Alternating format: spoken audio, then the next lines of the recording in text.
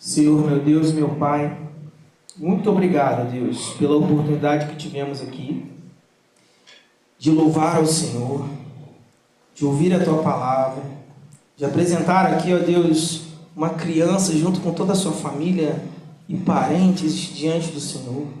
Muito obrigado por ouvir um solo, muito obrigado pela oportunidade que temos de estar sentado num banco, de ter um teto aqui na nossa cabeça. Muito obrigado, Deus, por todas essas oportunidades. E que tudo isso, Deus, possa nos ajudar a sermos solos férteis, ó Deus, para ouvir a Tua palavra aqui nessa noite. Em nome de Jesus, a igreja diz? Amém. Amém.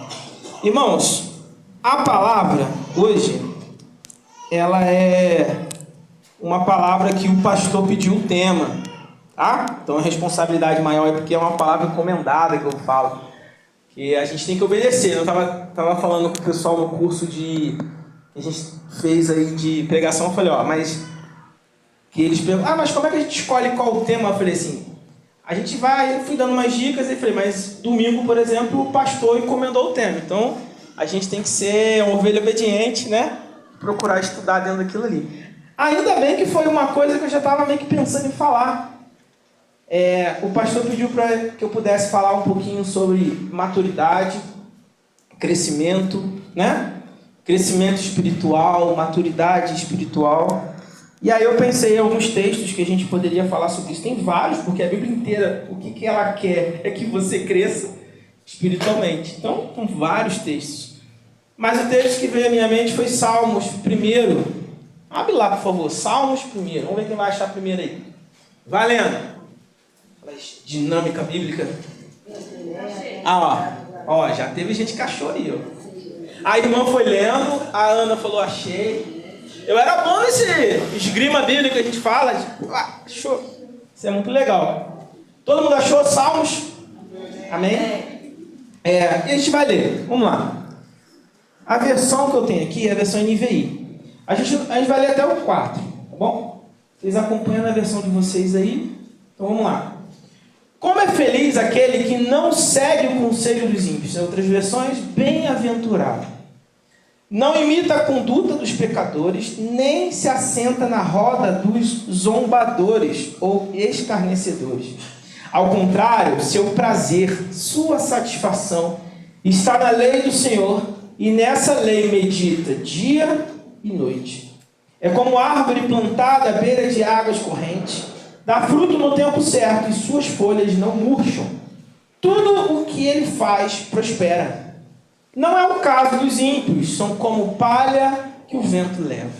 Irmãos, a gente tem muitos pais aqui na igreja, hoje a gente apresentou uma neném. Qual é a grande missão sua como pai e mãe? Sabe qual é? É para que chegue um dia e que eles não precisem de você. Essa é a grande missão. A gente fica muito feliz quando eles começam a realizar tarefas, né? Algumas coisas sozinhos. E ele fala, olha o que ele fez, olha o que ele falou, né? Olha, a Laida já está conseguindo. Por quê? Porque a gente está preparando uma vida para que essa vida não fique com a gente por muito tempo. Não é verdade? É isso, sinto dizer, mas é isso. É que tem gente que fala, por que eu falei sinto dizer? Que tem família que é muito assim, não, minha filha vai ficar comigo para sempre e vai morrer. Não, a Bíblia diz deixar pai, mãe, e aí, vários textos aí. Mas a grande realização nossa é quando eles começam a fazer as coisas sozinhos e começam a caminhar. Qual deveria ser, e eu sei que é a do pastor, a grande obra de um pastor? É que chegue um ponto que a igreja não precise dele mais. Vou explicar. Quando ele não estiver aqui, quando ele não puder estar aqui, ele vai ficar tranquilo. Porque a igreja é madura o suficiente para tocar o caminho. O pastor vai tirar férias, o pastor vai ficar doente, é um ser humano, não vai poder estar aqui sempre. E aí? Meu Deus! Né? Então, isso tudo vai ter a ver com maturidade. A gente não prepara o filho e a filha para ficar criancinha para sempre, né? Prepara para ser maduro. Quando a gente ouve a palavra maduro, eu já dei aqui alguns exemplos. Mas a maturidade, ela também não tem a ver só com idade. Tem a ver só com idade? Tem gente que tem 40, 50, 60 anos e é bem imaturo. Eu conheço alguns, vocês também devem conhecer alguns. A maturidade, ela tem a ver com as experiências que você vai adquirindo e como você lida com essas experiências, né? Ela tem a ver com estar pronto. O que você pensa quando se ouve essa palavra? Maturidade, crescimento. Eu acho que o melhor exemplo é o da árvore. Até por isso que esse texto ele desperta muito a minha mente por conta da comparação que o salmista usa com a árvore, né? Pensa por um tempo aí, quando que essa palavra maturidade ela é usada no seu contexto, na sua vida aí? Vai pensando. A palavra maturidade ela vem do latim maturus, que significa completamente formado ou totalmente desenvolvido. Ela também dá a ideia de estar pronto, que é maduro, que é o que a gente usa por uma fruta, né, ou um legume, ou por alguma coisa. Está maduro, está pronto. Seja pronto para ser consumido ali. Podemos entender alguém maduro como alguém que está pronto para lidar com adversidades, situações complicadas. E alguém que sabe lidar com sabedoria como resolver algo. Você já viu aqueles exemplos assim de tem um problema e aí alguém, fulano sabe resolver isso aí. Aí fica todo mundo naquela expectativa, né? Aí quando o fulano chega igual um super-herói, né? E todo mundo fica, ah lá, ele sabe. O cara... Aí uma coisa que você tá aí com seu amigo o dia inteirinho, 2 dias, 3 dias, penando. Aí vem o especialista no assunto, o cara faz em 10 minutos. Aí o cara faz assim, era isso aqui, ó. Aí todo mundo olha pro... Já aconteceu isso com vocês? Aí todo mundo olha pro cara, caramba, ele resolveu. Aí ele fala, R$3.500. Aí você, nossa, mas R$3.500 por 10 minutos? Aí ele vai falar, não é por 10 minutos.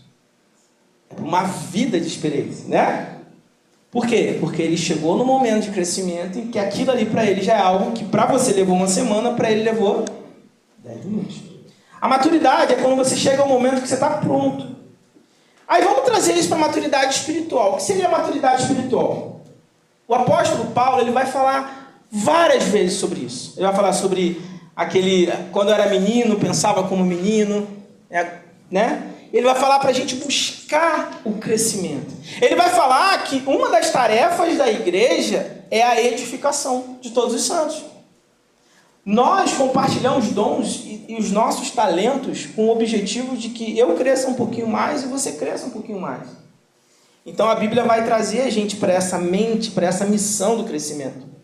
Quando a gente pensa nesse tema, a gente também pensa em avançar. A gente pensa em progredir. A gente pensa assim, maturidade. É algo que você está num ponto e você precisa chegar no outro ponto.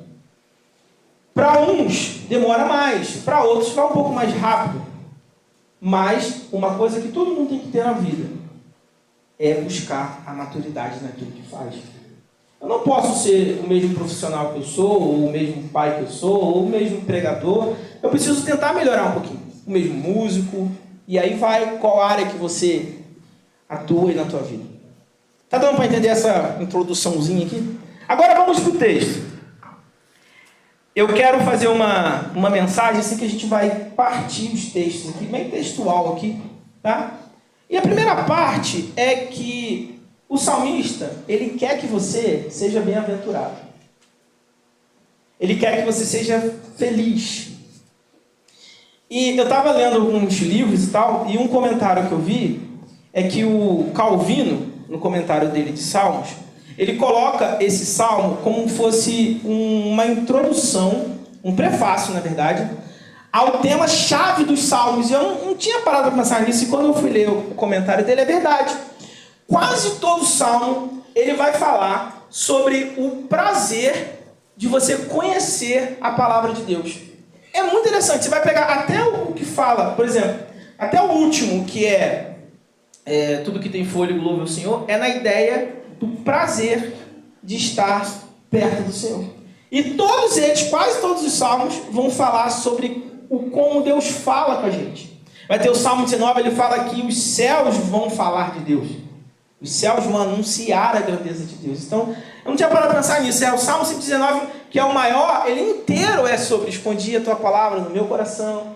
Vai falar que a Bíblia é lâmpada para os meus pés. Então, todo salmo vai falar. Ele vai apontar para isso. Porque vocês sabem que o salmo é uma coletânea, né? Então, a ordem poderia ser qualquer ordem. O primeiro poderia ser o último, poderia ser... É igual o cantor cristão.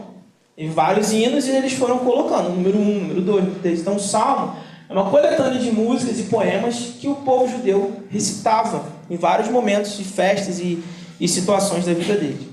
E aqui ele começa, olha, a primeira frase do Salmo, do livro, que vai ser um livro-chave para nosso relacionamento com Deus. Ele fala a palavra feliz. Ele fala a palavra bem-aventurado. Vamos ver quem lembra aqui, qual outra pessoa na Bíblia que falou muito essa palavra bem-aventurado. É fácil, hein?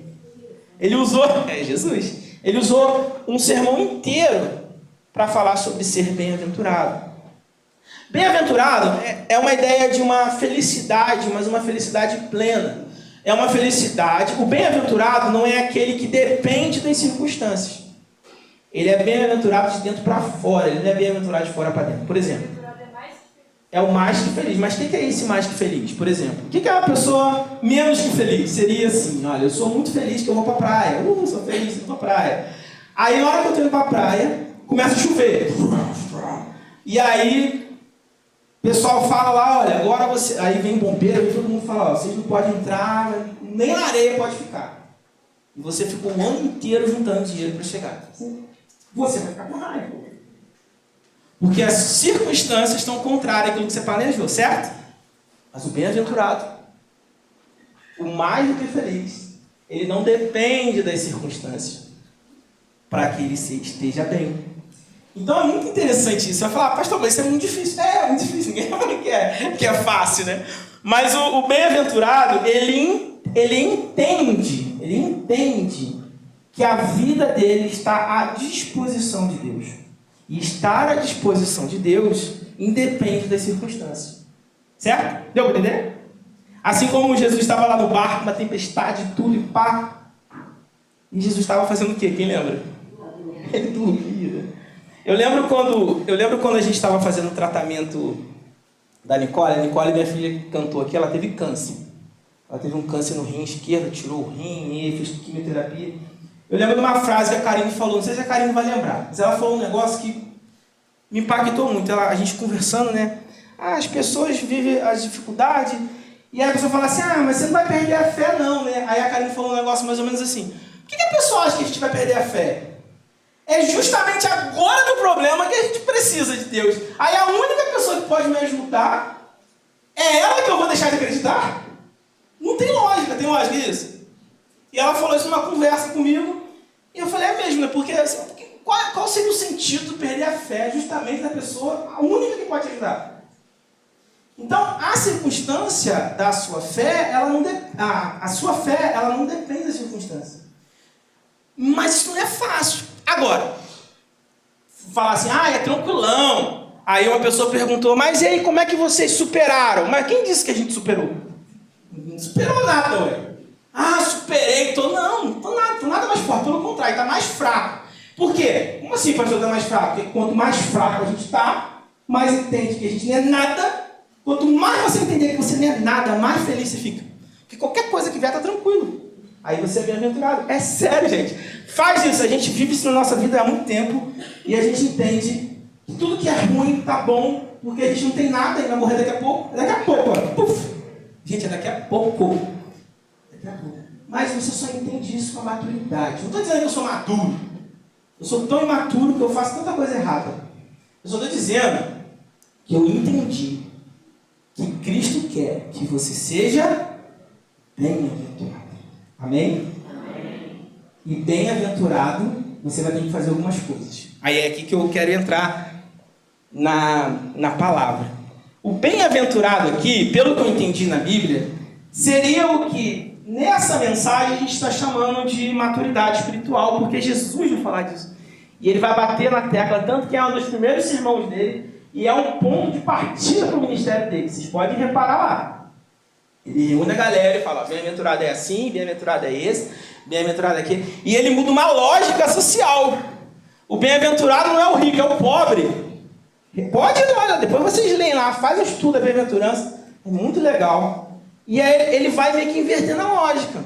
E o pessoal estava esperando um Cristo que quebrou com as expectativas dele. Não é verdade, pessoal? Que o Cristo que eles queriam era um Cristo reizão, pá. Aí vem Jesus no jumentinho, né? Mas é aí que tá. Você que criou umas expectativas com Deus. Deus não fez expectativa para que você... para você ter um carro, para você ter isso, para você ter aquilo.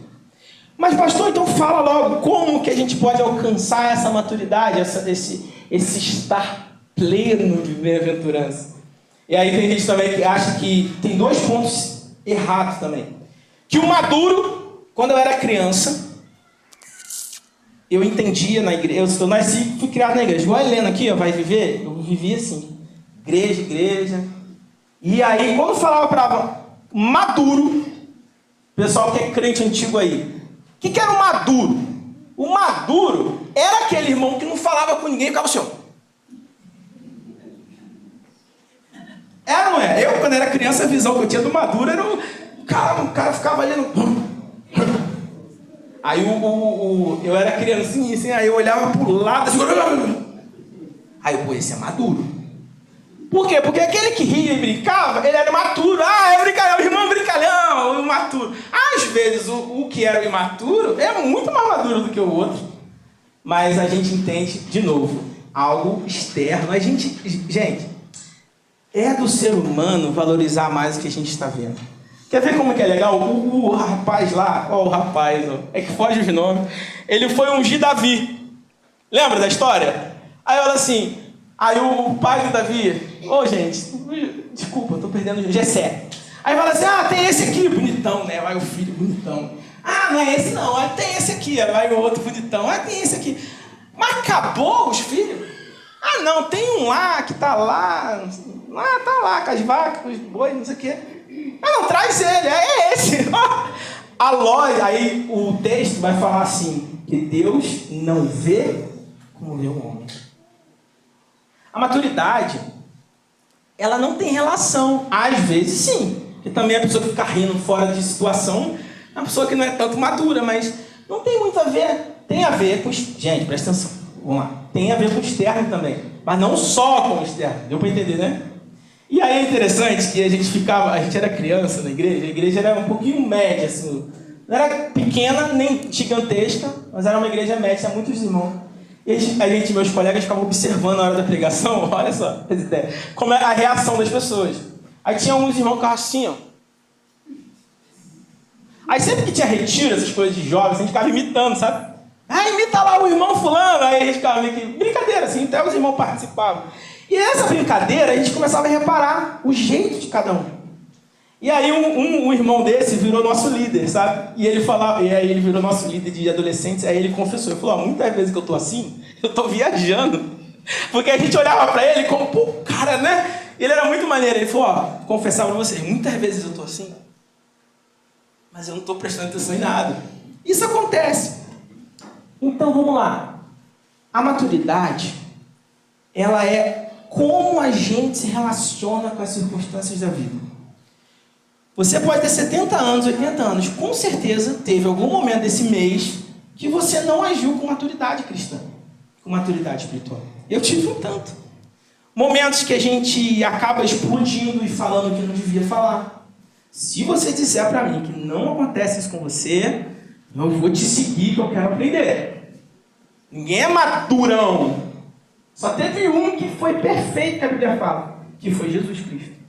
Mas o fato de você saber que você é falha, olha como é que a Bíblia é legal. Ela não te limita de não buscar isso. Pelo contrário, ela sabe que você é falha, mas ela fala assim, você precisa buscar isso. Ser santos, você precisa buscar isso. Então a primeira coisa para você crescer na sua vida, e eu não vou demorar mais, é você entender onde você precisa estar. Ele vai falar, você é feliz. Como é feliz? Bem-aventurado é aquele que faz o quê? Maduro é aquele que faz o quê? Não segue o conselho dos ímpios, não imita a conduta dos pecadores e nem se assenta na roda dos escarnecedores. Aqui tem uma coisa que na poesia, a irmã falou um poema bonito aqui, e o poema, a música, eles usam um recurso chamado gradação. A gradação é quando você põe 3 palavras em sequência para intensificar uma ideia.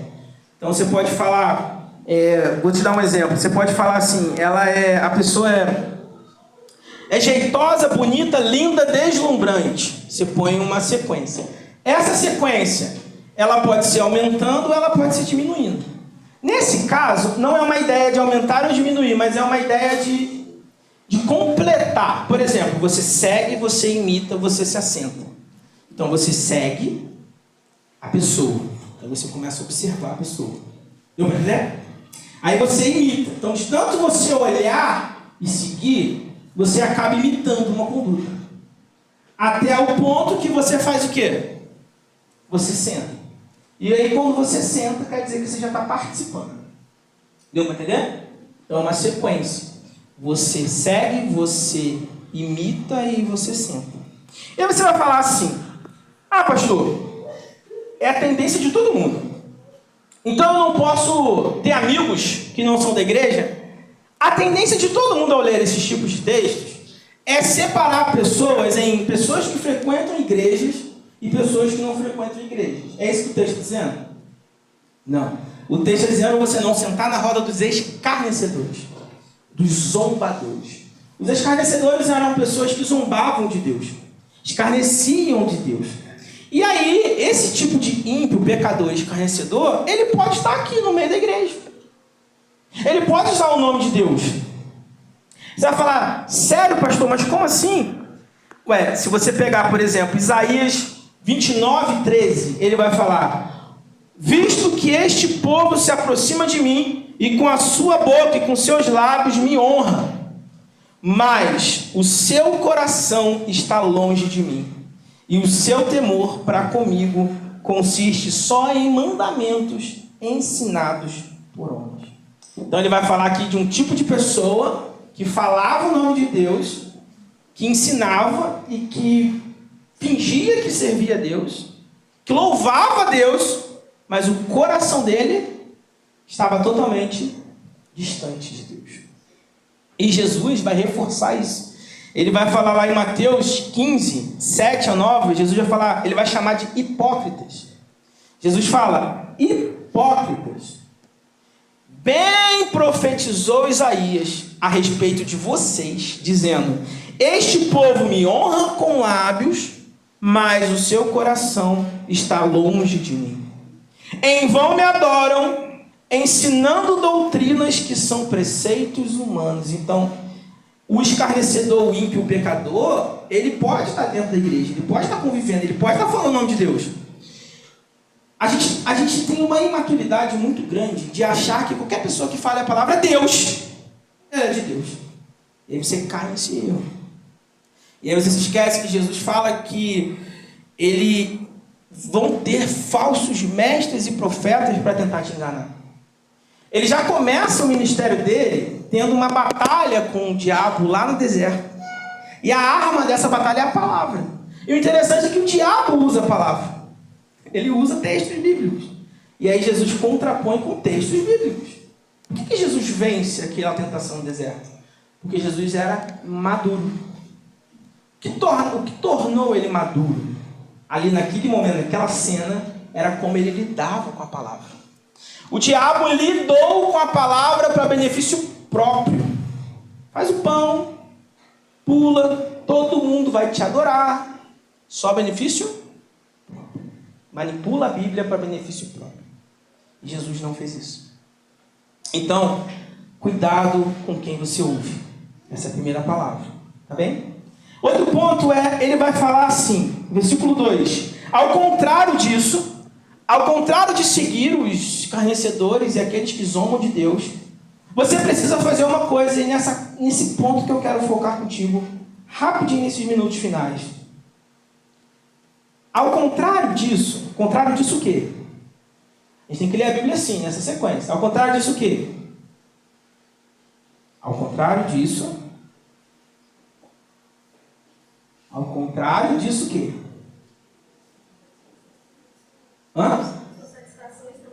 Não, ao contrário do quê? A satisfação é o que você tem que fazer, mas o que você não tem que fazer? Andar de acordo com o conselho dos ímpios. Então, ao contrário de andar com os conselhos dos ímpios, Ao contrário de ficar ouvindo pessoas por aí, por lá, você precisa fazer uma coisa: meditar na lei dia e noite com obrigação. É isso? Não. Não é isso que está escrito aí. Meditar na lei do Senhor com raiva. Meditar na lei do Senhor? Oi? Alegria? Versículo 2. Leia aí alguém. Ao contrário, sua satisfação está na lei do Senhor. E nessa lei meditam de noite. Tem alguma versão diferente da minha e da Ana? Antes, o seu prazer está na lei do Senhor, e na sua lei medita de dia e de noite. Prazer.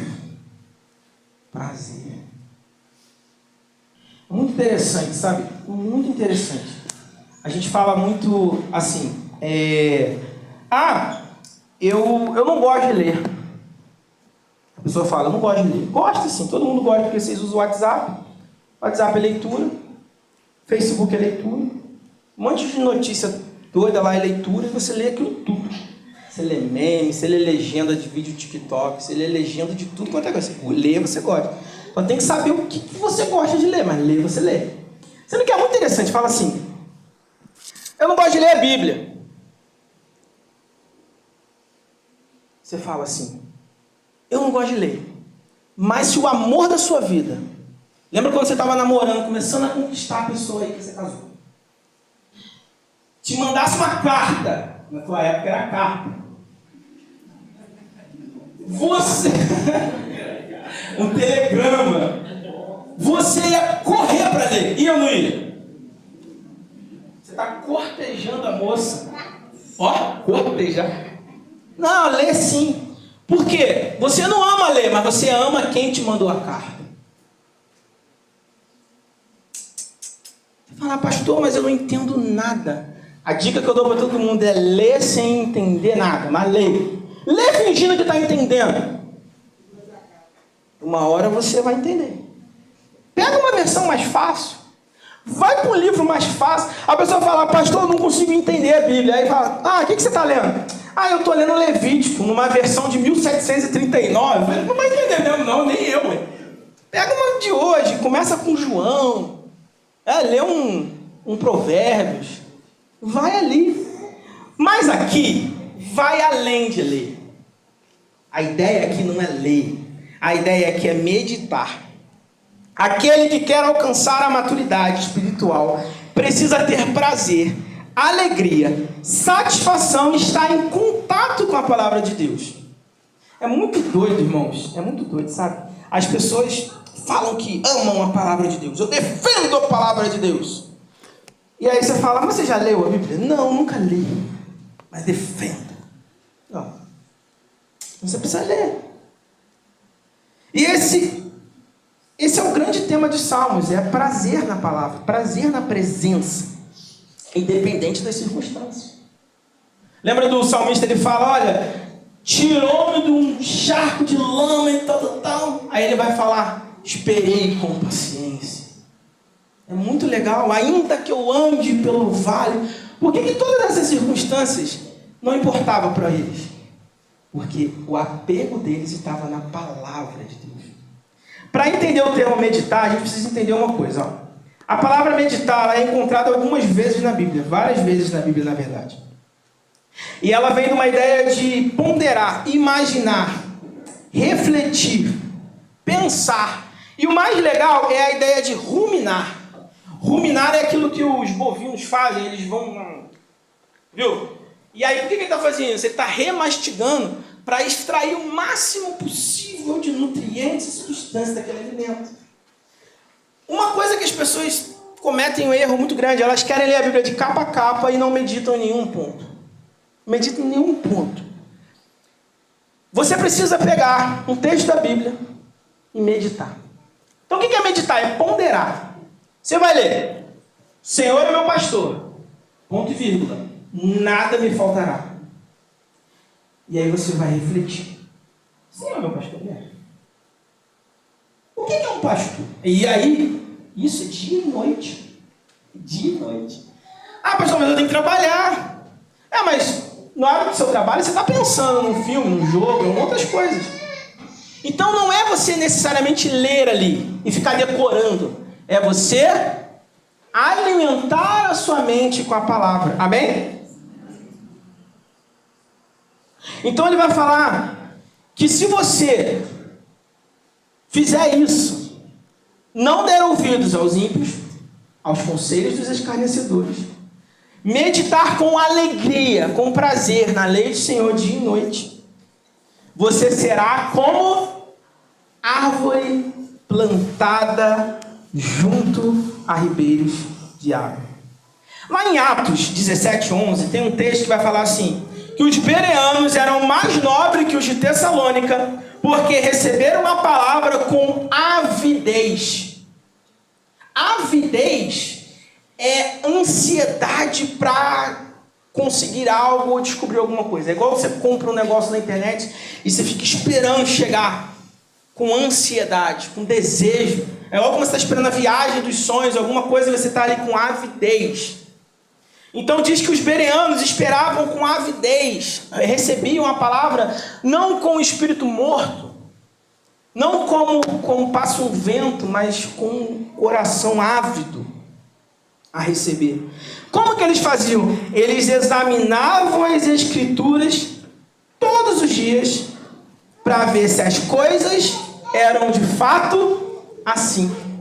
Para ver se as coisas eram de fato assim. Assim como, no contexto, assim como Paulo pregava. Paulo pregava a essa cidade e eles recebiam a palavra e eles ficavam durante a semana examinando para ver se o que ele estava falando era assim mesmo. Eles estavam ponderando, meditando. Por que muitas vezes a gente é enganado e a gente é imaturo? Porque a gente não reflete. A grande questão da maturidade espiritual é o quanto você investe em reflexão e meditação na palavra. Muitas vezes, irmãos, a gente passa anos na igreja, ouvindo, cantando, e muitas vezes a gente não para pensar se as coisas de fato são assim como a gente está cantando. A gente está cantando, mas não é você ser aquele chatão que fica procurando verbos e vírgula e onde está o erro, mas é aquela pessoa que busca a essência daquilo que está falando, a essência daquilo que está ouvindo. Deixa eu falar, eu fiz umas perguntas para o pessoal no curso de pregação. Eu falei, quantos magos eram no Oriente? Aí muita gente fala 3. A Bíblia nunca falou que eram 3. Mas ela não fala a quantidade. Mas toda cinema e presépio, tudo que a gente ouve é 3 reis magos. Mas a Bíblia nunca disse isso. A gente fala, as portas do inferno não prevalecerão contra a igreja, como se a porta fosse da igreja e o inferno viesse para derrubar a igreja. É ou não é? Mas o versículo diz, portas do inferno, não é portas da igreja. Isso é interessante, porque a gente aprende, houve pregações inteiras dizendo que Saulo virou Paulo. Nunca a Bíblia disse isso. Em Atos 13:9, ele diz, então Saulo, também chamado Paulo, e cheio do Espírito Santo. Olha isso. Ô pastor, mas falaram? Não, falaram, mas não está ali. Você abre que você vai ver. Sendo que você precisa refletir. E não só receber com avidez. E aí, como que é uma árvore? A árvore ela fortalece a sua raiz. O crente maduro, ele pensa primeiro em fortalecer a sua raiz. E não no fruto. A gente já pensa no final do processo, né? Ao invés de pensar no caminho que a gente está fazendo. Mas o crente maduro, ele pensa em fortalecer as raízes dele, antes de pensar nos frutos e nas folhas. Isso é interessante. A árvore, muitas vezes, a gente, como árvore, a gente pensa muito no fruto, nas folhas, na aparência. Mas a gente precisa fortalecer suas raízes.